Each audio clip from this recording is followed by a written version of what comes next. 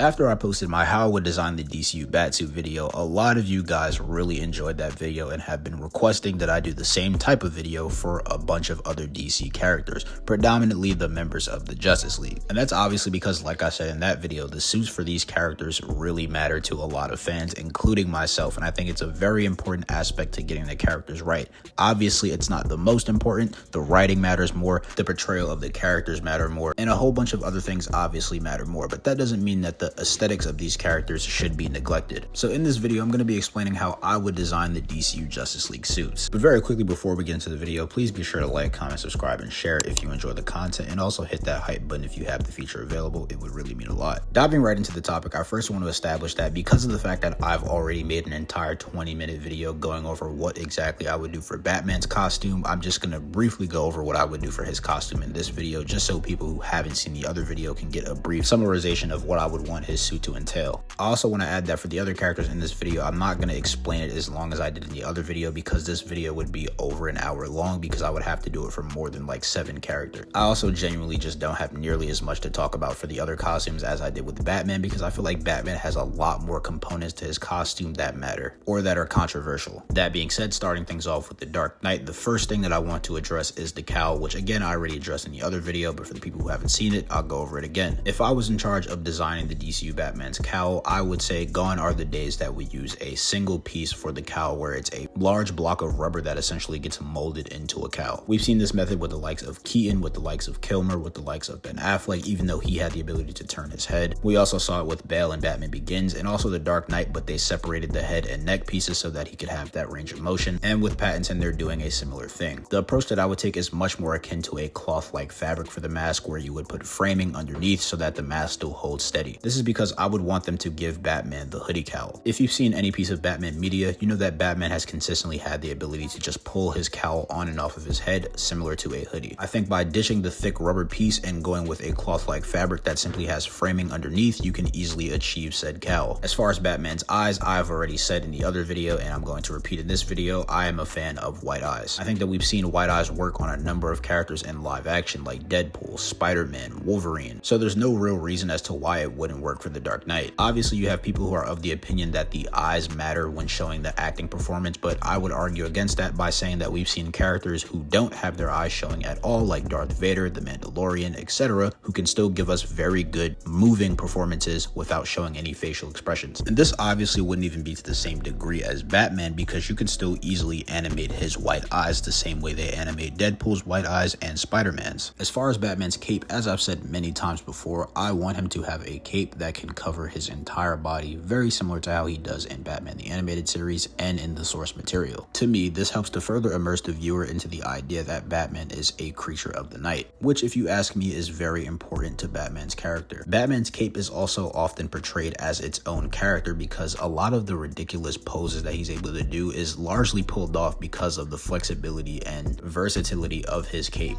That being said, to achieve that same effect in live action, I honestly wouldn't be surprised if they gave him different cape lengths for different shots or different scenes. Or to be honest, I wouldn't be surprised if they just straight up CGI the cape in some scenes. As far as the base layer of Batman's suit, like I've said in the past, I don't want it to be super armored up. I'd want this part of Batman's costume to be much more sleek and simplistic than we've seen before in live action, with minimal lines. I think with a character like Batman, it's better for him to not appear to have any visible armor, and then for you to find out he has armor on once you try to attack him or shoot him. This again would further the illusion of him being a creature of the night, because if you see a bat running around with visible armor, you're going to think to yourself, okay, this might just be a guy in a costume that has armor. But if you see the same exact character with white eyes, a cape that can cover his entire body, and also a base layer that doesn't look like visible armor, he's going to again look a lot more like a creature of the night. The next part of the suit that I think is important is the trunks. Obviously, I understand the people that don't want trunks and think that it's silly, but like I said in my other video, I don't think that Batman having trunks is actually silly. If you look at all of the scariest versions of Batman, they all have trunks. Arkham Batman has trunks. Main continuity comic Batman has trunks. Your favorite Batman cartoon has trunks. Batman being taken serious and being viewed as a scary individual is literally only based upon how he's directed in the film. If the writing and cinematography portray Batman as a scary character, he is going to come off as a scary character. The trunks aren't going to actually impede that by any stretch of the imagination. As far as a utility belt, I think it's time that we get a more traditional utility belt that is the gold bulky utility belt. And that's because Batman's a character who we know carries a ton of gadgets in his utility belt, so I would want his belt to actually look like it's capable of housing his entire armory. As far as the bright gold, I just think it's about time we get another Batman suit in live action that embraces the idea of having some color. And that brings me to the next part of Batman's suit, which is probably the most controversial, and that is, should we have the blue and gray or the black and gray? Personally, I think we meet somewhere in the middle where we get a dark blue so that in certain lighting he could look like he's wearing a black suit, and then when he steps into the light it could look blue. Very similar to what we see in the likes of Batman the Animated Series and also Batman 2004. I think this is a good way to accommodate fans who want both. And as far as Batman's boots and his gloves, this is probably the only area of the Batsuit that I would be fine with if it was armored up. Obviously I wouldn't want it to be over the top to the point where it's clunky, but his gauntlets having some spare compartments or some armor plating to me isn't really that big of a deal, and the same can be said for his boots, especially since when he's covering his body with his cape, those are probably going to be concealed for most of the time anyway. And again, Batman usually houses a lot of technology in both his gloves and his boots, so again, just makes sense. With that being said, that is how I would design Batman's suit specifically, and in the end it would look something like this. To me, this is just the perfect Batsuit, whether it's in live action or in the source material, and I honestly don't see where you can go wrong with this suit at all. Like I said at the start of this video, if you guys want to watch the entire Batsuit breakdown, go ahead and do that, because I explain in a lot more detail why I go with the decisions that I went with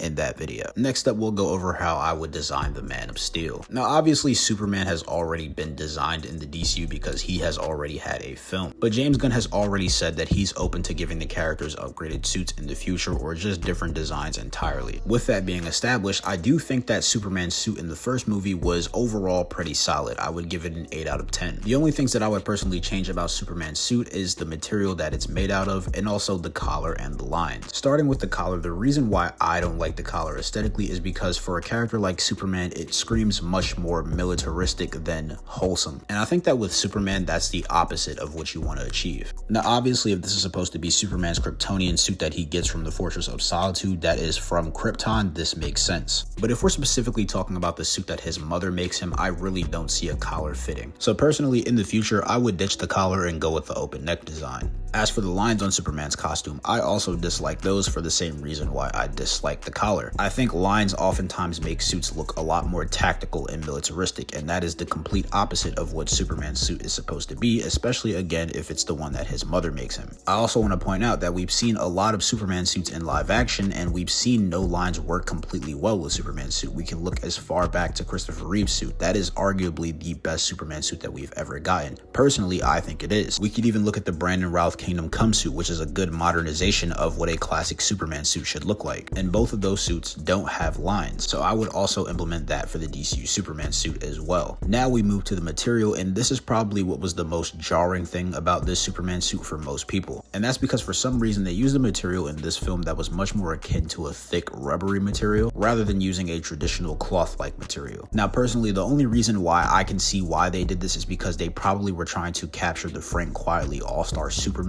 look when it comes to the fit, and even though Frank Quietly Superman still obviously has cloth, I can see what they were trying to accomplish with this thicker material. So personally, that's why it didn't bother me that much, but I would still have this changed for the better because I do think that a typical cloth fabric would have looked much better. And I don't think that they need to put an excessive amount of muscles in the suit because I think David Cornswit's already a pretty built guy. If you give him a thin layer of padding, I think that he could easily fill out the cloth. But ultimately, that's all I would do to change Superman's costume. I love David Cornswit's colors, I love the trunks, I love the belt. Everything else on the suit is pretty much phenomenal to me. As far as his logo, the only way I could see them logically changing it to the classic S, which is something that I would prefer but wouldn't be mad at if it stayed the same, is if because of how the first movie ended, with Superman obviously embracing his Earth parents over his Kryptonian parent, I could see his mother making him a much more traditional suit similar to the suit that I'm explaining with the Classic S. And that's because the Classic S would represent humanity while still keeping some ties to Krypton because it would still be within the crest. That's the only real way I could see them logically moving over to the Classic S in this universe. And I honestly think that that would be a great idea. Next up, we have Wonder Woman's design, and I just want to give you guys a quick PSA. A lot of these designs are pretty much just going to be the comic accurate source material designs because I really think that those designs could work really well in live action. So as for Wonder Woman, my personal favorite design of hers is her post-crisis design. I think that everything about this design is perfect. The chest plate, the tiara, the bracelets, everything. I know a lot of people are fans of Wonder Woman having the armored skirt, but I personally think that her just in the starred trunks are much better, and that's for obvious reasons. But on a serious note, I wouldn't be opposed if they used a skirt again in live action, because I also think that that design works really well for her as well. The main thing that I think they need to nail for Wonder Woman is the color of her suit. Similar to Superman, I also think that Wonder Woman should be in bright red and bright blue, and the gold in her tiara and on her costume needs to pop, as well as the silver on her bracelets. As long as those requirements are met, I think that we could have a pretty solid Wonder Woman suit. And as for Wonder Woman's hairstyle, I think that curly would probably look the best in live action because it would just scream post-crisis Wonder Woman, but I wouldn't be opposed to straight or wavy hair as well. As far as Aquaman, and this is probably the easiest design that I'll ever have to think of because they've already done it. Literally just copy the 2018 design that he wore.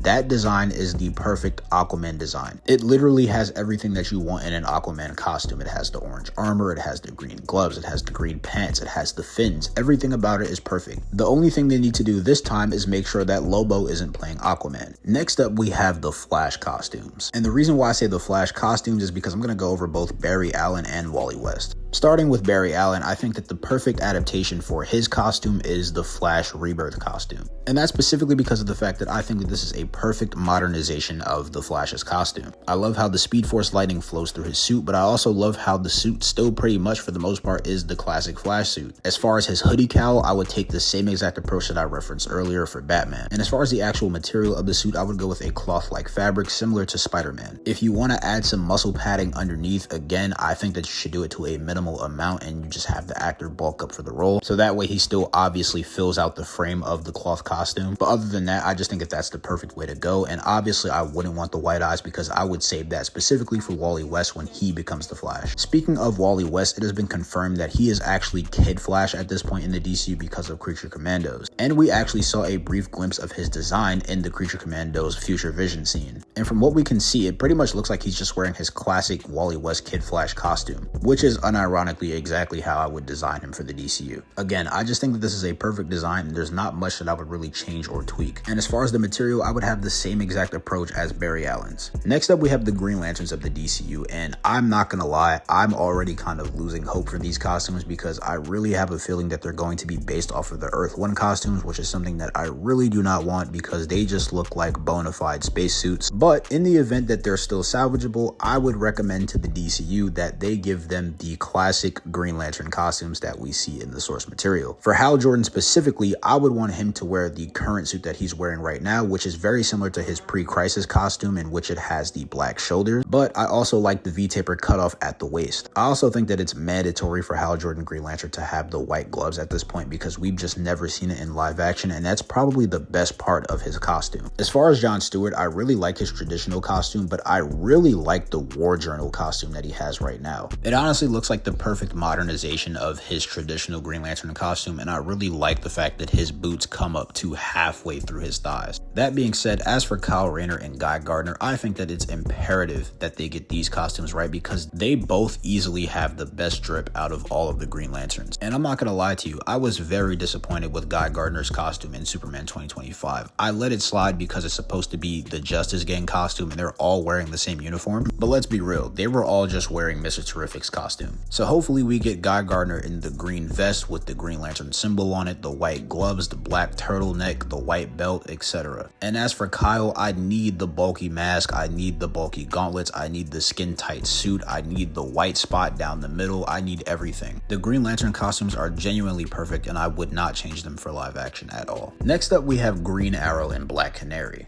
And I'm going to be honest with you guys, I really think that Black Canary's design is pretty straightforward. If you just give her stockings with a nice little leather jacket, maybe the canary symbol on her chest underneath, I think you have the perfect Black Canary design. The only thing that I would personally recommend is giving her the hairstyle that she had in Birds of Prey, specifically the hairstyle when she had the bangs. That to me is just her best look, so I would really want to see them adapt that. As far as Green Arrow is concerned, I would personally take inspiration from both his early post-crisis costume that has the hat, and I would also take inspiration from his late post-crisis costume that has the hoodie. I think that with Green Arrow, you can have the best of both worlds and just give him the hat and the hoodie. I don't see why both of those things can't exist simultaneously. And as far as him being sleeveless, I think that that looks better, but I could understand if like they're on a mission where they need to go to somewhere that's cold and he decides to wear sleeves.